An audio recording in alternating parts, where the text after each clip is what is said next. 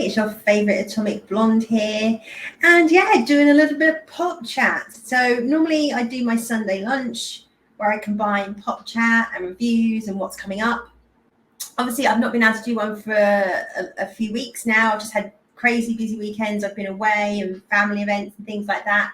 So I decided to sort of split it back into two for this week and do a little bit of pop chat today, and then do some reviews and upcoming shows tomorrow. Otherwise, it'll just be a super long show. So, yeah, let's just revert back to the old format for this week and then try and get back on track. But, yeah, my weekends are pretty crazy between now and June. So I'm going to try and get as much Sunday lunch as I can. But if I can't, then I'll do some smaller shows like this. But make sure you get your reviews and my thoughts and what's going on. So not much has been happening, has it? Yeah, I mean, I haven't really spoken much about The Mandalorian. I touched on it briefly in my Sunday lunch a few weeks ago.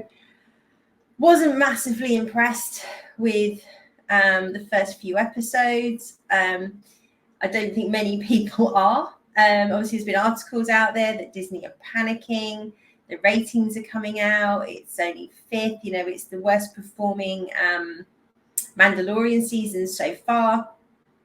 And even like the mainstream media are actually sort of talking about this stuff, which is just, unprecedented really when it comes to Marvel and Lucasfilm and all those kind of things. They're always sort of towing the corporate line a bit, really. So yeah, there's just a couple of articles. So it's one I found the other day. The Mandalorian season 3 has a problem that it's too late to fix. And this one's really talking about the decision to bring Grogu back. And obviously that happened in Boba Fett. So a lot of people, which, just shows the whole Star Wars thing is failing, that, people didn't watch Boba Fett and the people that did wish they hadn't watched it. And the whole reason, the two episodes that I think were 5 and 6 in Boba Fett should have been for Mandalorian season 3, but Boba Fett was tanking hard, mainly down to sort of KK and her interference, bringing in those Vespa kids and nonsense like that. So they shoehorned in these 2 Mandalorian episodes. And obviously the ratings went up. They were really good episodes. And then, so now we've got to Mandalorian season 3. And I think twofold. I think, and I think all the streaming services are going to struggle with this, is that 2 years per season, waiting 2 years between seasons is just too long. And I loved House of the Dragon. As you know, you can go check out my nerdy weekly roundups on those of what I thought of House of the Dragon. But we're going to wait till 2024 until we get the next season. The next season is going to be shorter because they're trying to cut costs, and you're going to lose people. I mean, there's just so many programs out there, so much entertainment. There's only so much, we can watch and cover. So I think, shoehorning in a substandard Boba Fett show rather than going to Mandalorian season 3 was just a stupid decision. And now we've finally got to Mandalorian season 3. I think obviously the story arc that Mandalorian was on, is like, obviously say they had to rip 2 episodes out, which actually are still far better than anything we've seen in Mandalorian season 3 yet. And also there has to be massive course corrections because of the firing of Gina Carano. So the direction her character was going to take in this, how that was going to evolve. So a lot of, I think, obviously season 3 stories had to be reworked because of the success of Grogu. And it's the other article I just want to show you. Oops, helps if I click on the right buttons, people. Oh, it's been a while. So just boom away through it. It'll be fine. Nobody knows. Yeah, this one. So why is Grogu even here? And it goes through and sort of says, why have they brought Grogu back? And I think the article makes some really good points. Actually, it talks about bringing Grogu back just really undermined where the story was going. So Grogu going back instantly undoing his leaving cheapest the whole show and doesn't make a lot of sense. It undid a lot of the growth and the sacrifice of both Grogu and Din. Bringing Grogu back could have made sense if they had something important for him to do, but it's clear 5 episodes in that they don't really have an idea of what to do with him. While Din has a couple of cute scenes with him, that's about it.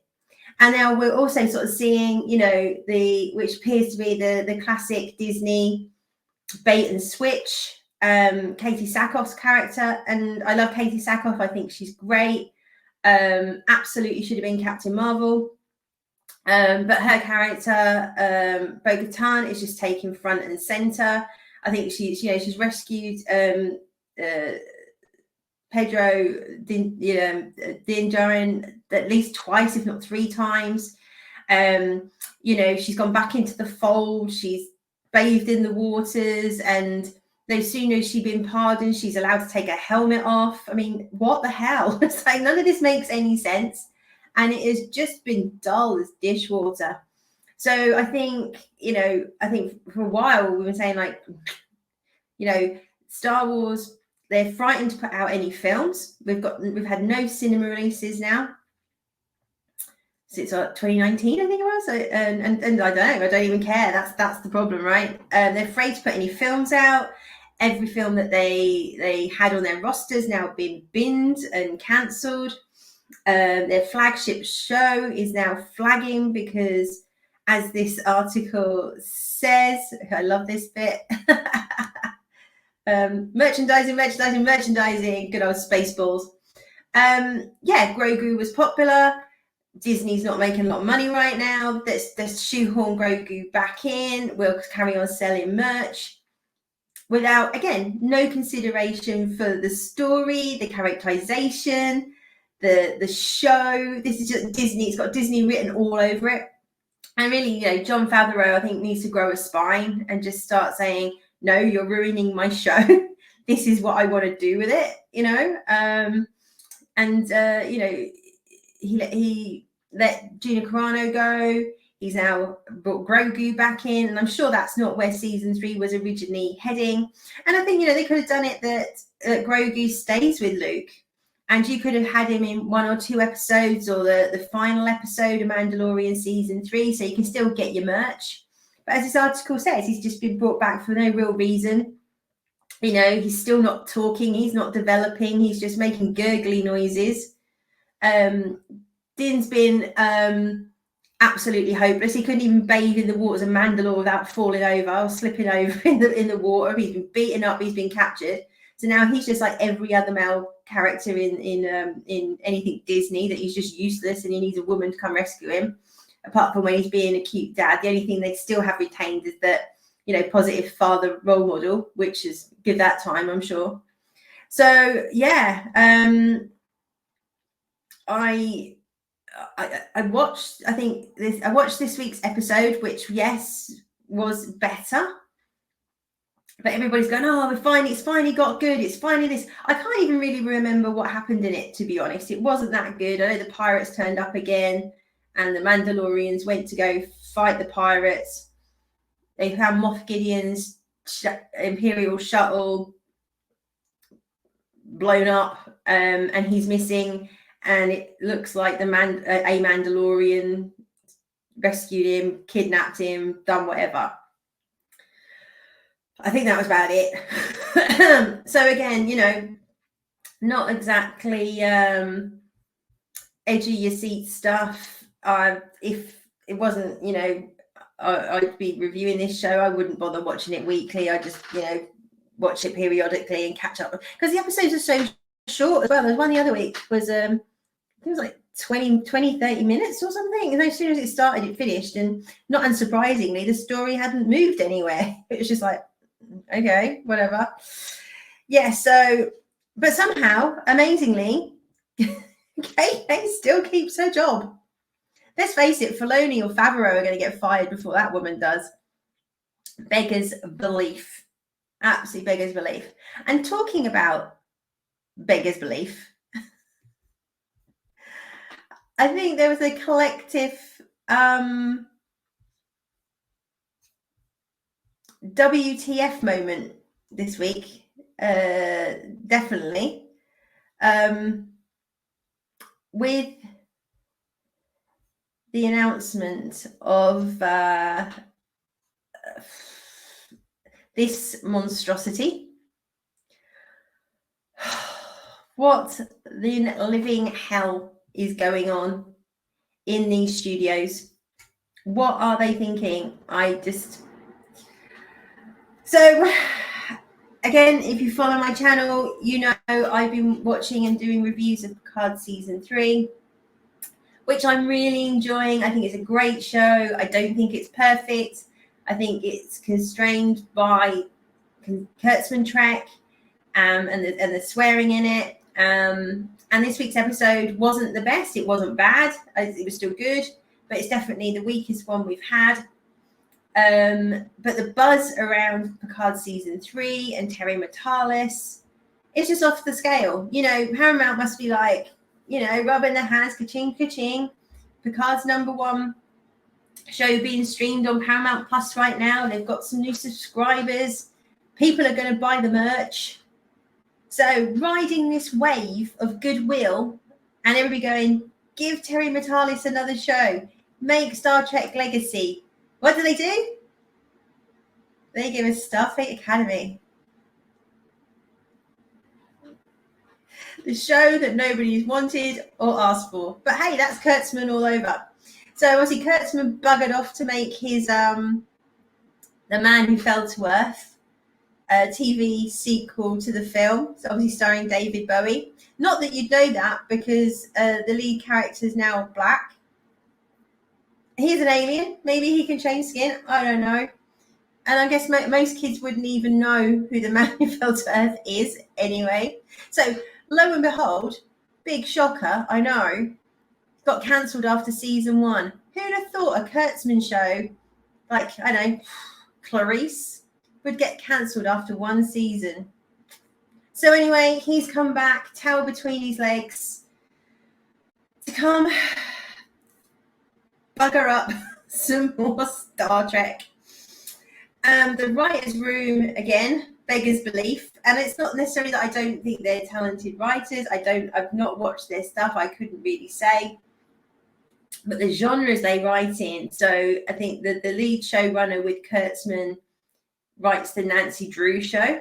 And I can't say I've watched it, but, you know, back in the day, 100 years ago, I read the Nancy Drew novels and the Hardy Boy novels. And reading Nancy Drew, I sort of went, you know what this reminds me of? Star Trek. Said no one ever. So, you know, to write Star Trek, you've got to have a sci-fi pedigree. You've got to be able to write intellectually. What we're actually going to get is some CW high school drama, where they can all talk about the message and pronouns and sexism and racism, which doesn't actually exist in the 32nd century. But hey, let's just shoehorn it in anyway, and we'll hit you around the head with it, because we don't actually know what allegory means. We'd have to look that up in the dictionary, because, you know, they probably can't even spell allegory, to be fair. And you know, they'll get their crayons out and they'll start writing their episodes. I mean, already, you know, everybody's gone, why? This idea has been floating around for 20 years. There's a reason why it's not been done in 20 years, because it's not a good idea. What Picard season 3 has proved, Obviously, state the obvious, good writing, people will watch it. I know, who'd have funked it? But people want to see Star Trek in space, on ships, doing Starfleety things, not in classrooms talking about their fifis and crying because they broke up with such and such, or such and such is this species, and they don't understand me because I'm non-binary or whatever it is. Who knows? Yeah, I mean, it's got car crash television written all over it, right? And in some ways, I'm kind of up for this, because I think this coming off the back of Picard season 3, it is going to crash and burn so hard. And the more that humiliates Alex Kurtzman, the more I'm for it, to be fair. So, they go, it's going to be so obvious. I mean, it's obvious now, right, to anyone with half a brain who should be running the Star Trek franchise. But hey, they want to prove it some more. Go fill your boots. So also this week, we've obviously heard that Strange New Worlds has been is definitely going ahead with season 2, and I think Prodigy and Lower Decks. I don't watch any of those. I tried to watch episode 1 of Strange New Worlds because I'd heard from a few people it was quite good. I just couldn't get into it. I couldn't get through it. It's Star Trek light. It's just a poor imitation of the original series, in my opinion. I just couldn't get through the story. Maybe I'm being harsh. Maybe I need to go back and try and plod through a few more episodes. But, there's a few YouTubers who are very vocal about how much they hate Picard season 3 or won't watch it, actually reviewed and said Strange New Worlds was quite good. So I'm a bit like, really? You think Strange New Worlds is better than Picard season 3? Take a long, hard look at yourself, would you? Yeah. So anyway, Star Trek Academy. Again, there's been like, oh, well, if you hadn't all got out and watched Picard season 3, we wouldn't be getting this nonsense, which just isn't true. We know back in 2021, Alex Kurtzman was extended, or Secret Hideout was extended then to 2026. So we knew we were going to get his ship for another 5 years at least. The fact that we've got this one gem in the desert, I think, is amazing. And the success of this was never going to influence whether Secret Hideout stayed or went. I said goed. Stayed or goed. At the end of the day, they got this contract. Yes, maybe Kurtzman was on the rails. Paramount were very much questioning whether to maintain this relationship with them. Paramount are broke. There's no way they've got the money to buy Kurtzman out of this contract. We were stuck with Kurtzman until 2026, regardless of how Picard season 3 plays out. I've said in previous reviews, before Picard season 3, or just when it started, the first few shows in, that I was really enjoying it, and I was worried that actually there'd be a negative impact on Terry Matalas in Secret Hideout or in Paramount for actually showing up Kurtzman, and how piss poor his Trek is. The fact he's not been given another show so far, I'm worried that has actually happened.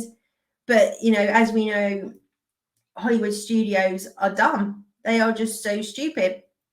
And as I said in my Picard review, when I touched on Starfleet Academy, the worst for bad decisions is Warner Brothers. But right now, if Paramount do not give Terry Matalas another show, they are stealing Warner Brothers' crown of sheer stupidity. Maybe they're waiting to see, what sales of the DVDs, Blu-rays do. I don't know. But it's their number one streaming show on Paramount Plus right now. It's all over Twitter. It's trending. People are talking about it, whether they like it, whether they hate it. Mainly people seem to like it, which is great. The normies are liking it. it's just such a no-brainer. So, but say Hollywood execs aren't seem to be hired for their IQs or their taste in shows. And I think the problem with Star Trek, it's always been kind of niche. You know, it's never been a massive ratings bust. I mean, obviously, it's always done well enough to pay for itself, but it's always had a fairly, you know, niche following. So trying to turn it into Star Wars was never gonna work. And looking at Star Wars right now and how that's in the toilet, why would you want to follow that model? Why not make good quality Star Trek for the Star Trek fans? And as long as it's paying for itself. I mean, the budget was mad season 3 based on the previous seasons and Discovery, you know, what had to work with. Terry had a fraction of that money, made a bottle show, and it's just great. And I'd say to Paramount, take that money away from Kurtzman, right? Give him the same budgets that Terry's had to work with and compare and contrast. That guy has got, and I say, sorry, Kurtzman has zero talent. I've got more talent in my little finger, and I'm, you know, I'm no writer. But I'm sure I could come up with a better idea than bloody Starfleet Academy. Good Lord. So yeah, I'm not happy. I'm not impressed. We need Star Trek Legacy. Come on, Paramount. Bloody stick your finger in the socket, give yourself a shock and have a brainwave. Let those two brain cells clap together and make a good decision, for goodness sakes. Anyway, moving on. Moving on. But do check out Picard Season 3. Fridays in the UK, Thursdays in the US. UK is on Amazon Prime and Paramount Plus. So 2 places to check it out. And do go check it out. Like I said, this episode was the weakest, but it was still good. If you're a Star Trek fan, especially TNG, go watch it. I hate New Trek. I absolutely loathe it. I watched season 1 of Picard. That was hard work.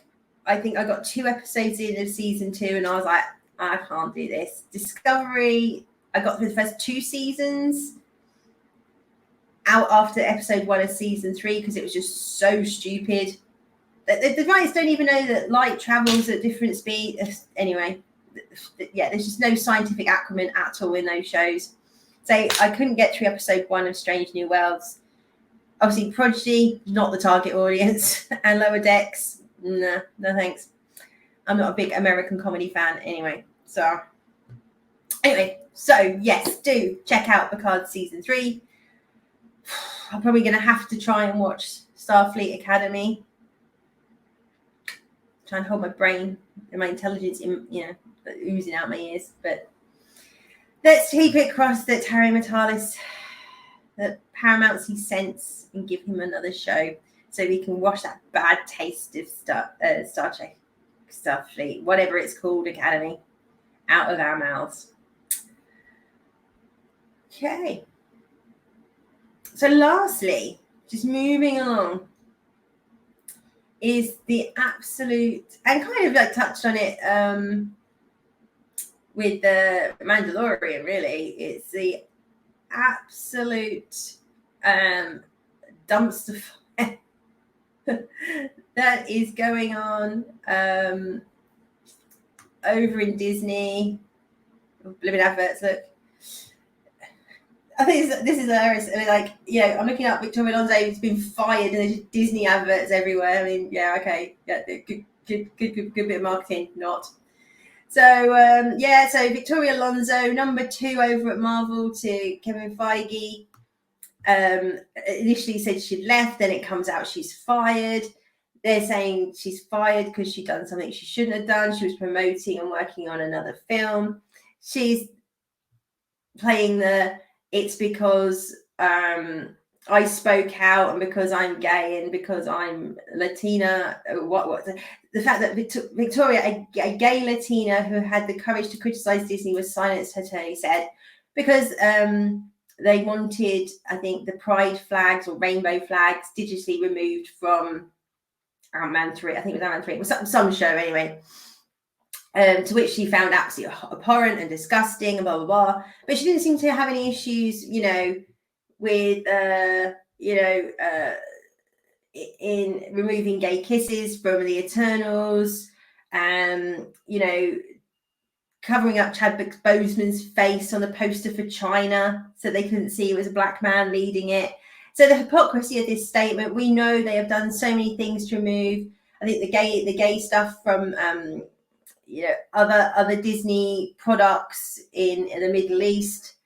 So to say this is the hill she was going to die on, where time and time again she's agreed to CGI or editing other aspects of LGBTQ plus storylines in other Marvel films. It's just BS, right? She's been sacked because they didn't, that I think there was too much heat to fire Kevin Feige right now. So she was thrown under the bus, and she's in charge of post-production CGI, and it's been absolutely woeful on everything that came out in Phase 4 in the MCU. It was absolutely abysmal. She's also the one who was trying to rename X-Men the Mutants because there's women in the X-Men. No shit, Sherlock. Well done. I guess what we'll find out, is I think this is almost sort of saying that all this MCU stuff that wasn't Kevin Feige, it was her. We know it was Feige. Come on, we're not stupid. But it's 50-50 there. He's the head of Marvel. If he didn't want that stuff in there, he wouldn't have it in there. And he's very vocally and publicly come out saying, he wants more women superheroes. He wants 50-50. And that's fine. That's cool. But write a decent superhero. Give us a decent story. All it's done is actually set back female leads in Hollywood. Whenever I see a film or a TV show where it's all female led, I just roll my eyes and go, God, I don't watch that. It's, all this, intersectional feminism has actually set back, I think, women's careers, women starring in things, women leading stuff by decades, because all we've had is piles of crap after piles of crap come out, and women are just like, oh, God, no, I'd rather not, thanks. Rolling their eyes going, I don't want to see anything female led because actually it's insulting and derogatory to women.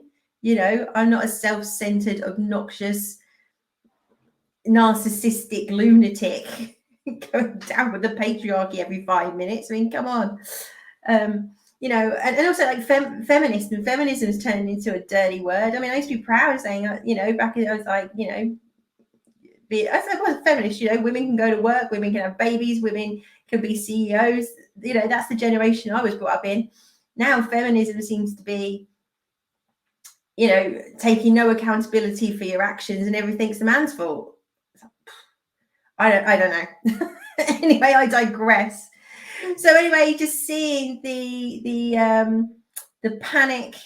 I feel sorry for the Disney staff. There's, I think, 7,000 more staff are being laid off. These are working people in the parks and things like that. They're not earning the mega salaries. So I always feel in those situations, just for the normal worker in these situations. But seeing these executives, whose fault it is these people are losing their jobs because they have been appalling in their jobs, putting the message in front of storytelling, churning out piece of shit after piece of shit with all the bait and switch that, here's Hawkeye's show. Oh, no, it's not. It's his latest female prodigy show, Kate Bishop. And then, same in all of them, it's such and such a show. Oh, no, it's not. It's this woman's show, Loki. And it was all about female Loki.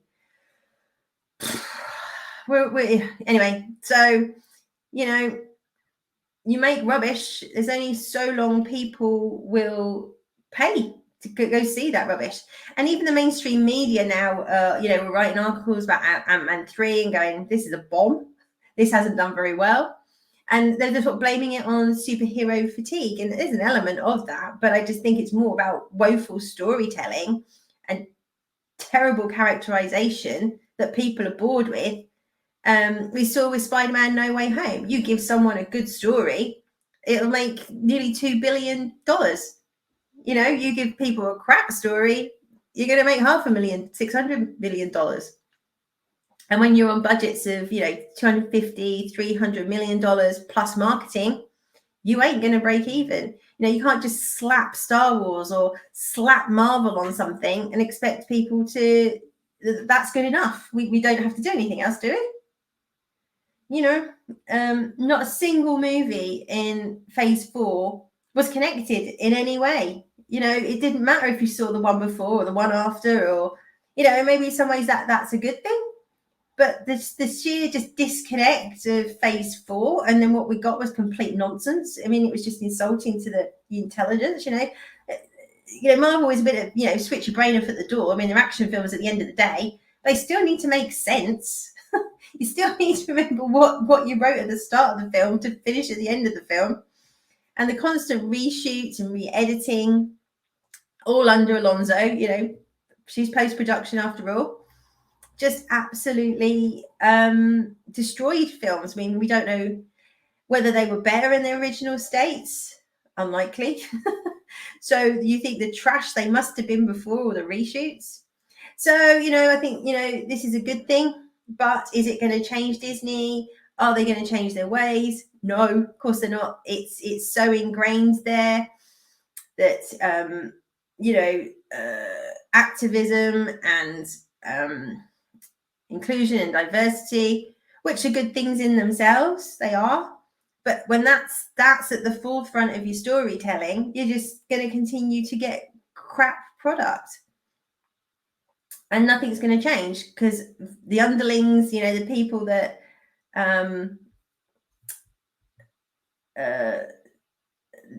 these people bring in, they're all in the same mold. You know, you need completely new, fresh blood in these shows, in these franchises, and the talent's just not out there.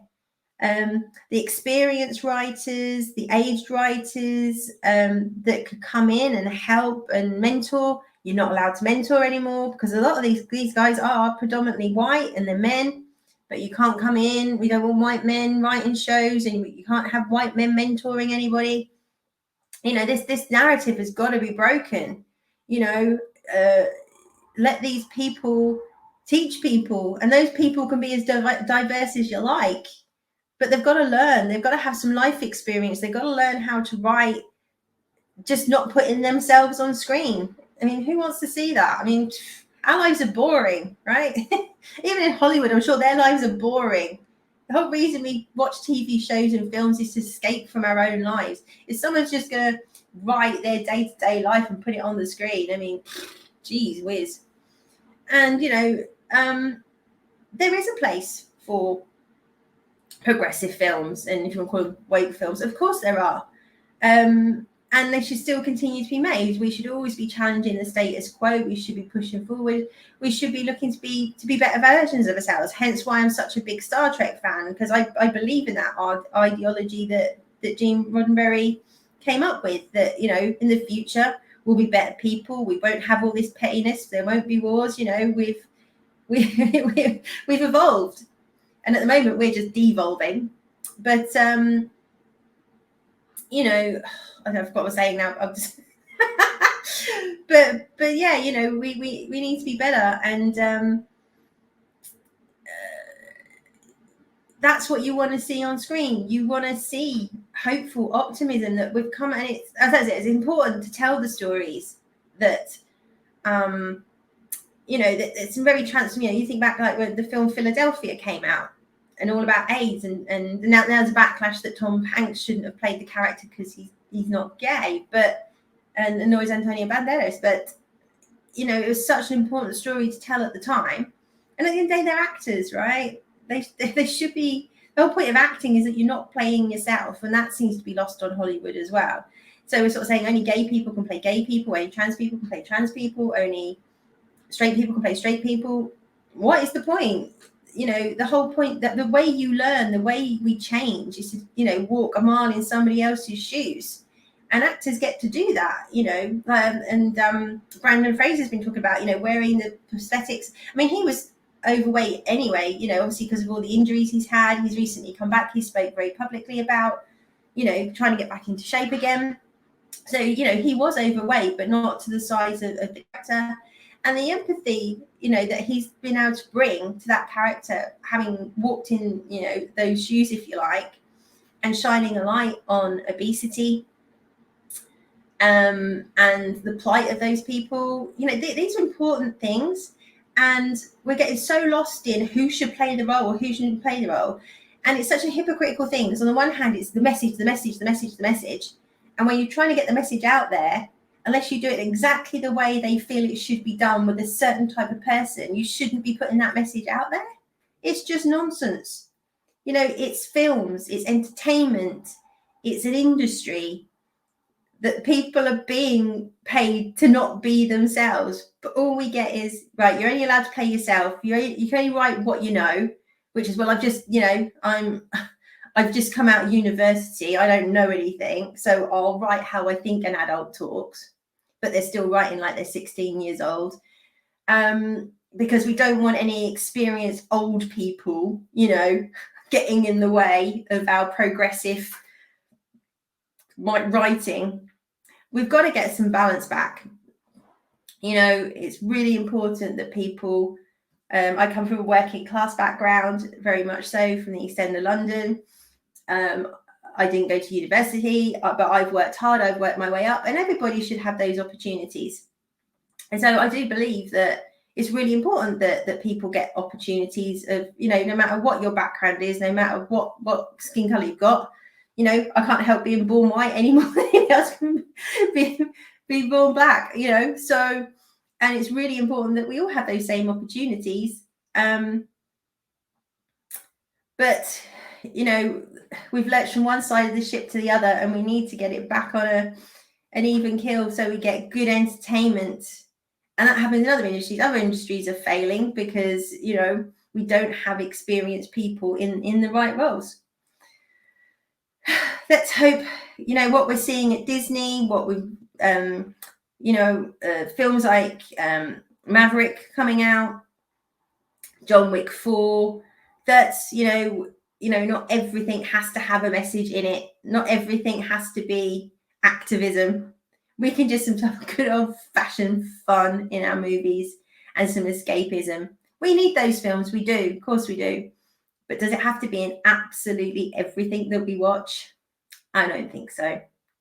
So anyway, got a bit political there. Didn't mean to. It's supposed to be a light-hearted pop channel. Well, anyway, but I think it's important to say, and a lot of this stems out of, say, exactly because of my love of Star Trek, and its beliefs are kind of been bastardized. Same thing in Doctor Who. So sorry if it got a bit deep and heavy there, people, but I think it's important to talk about these things sometimes. So anyway, yes, I am standing back, laughing at the fire that is Disney right now. Calm as a bitch, right? Calm as a bitch. Let's hope that this means, you know, they're forced to sell some of these IPs because they can't afford to have them, and someone gets them who loves them, understands them, and will start making good Star Wars, good Star Trek, good Marvel, and just good films. Is it that hard? Is it too much to ask for? I know. But anyway, baby steps to get this boat back on an even keel, hey, in the entertainment world. Keep doing the good fight. We carry on with these channels, talking to ourselves or shouting at the clouds, who knows, but things are changing. So anyway, I put up my review for Picard season 3 episode 7 yesterday, so do go check that out. I'll hope you're back tomorrow. I still don't know whether it's going to be recorded or live yet. I've got stuff. But there will be a Sunday lunch tomorrow with reviews on. So I need to round up some of the shows that I have been watching now finished, which is like The Glory, The Last of Us, what I thought of those, and some new shows. So I'll be chatting about Keith Sutherland's new show, The Rabbit Hole, The Night Agent on Netflix.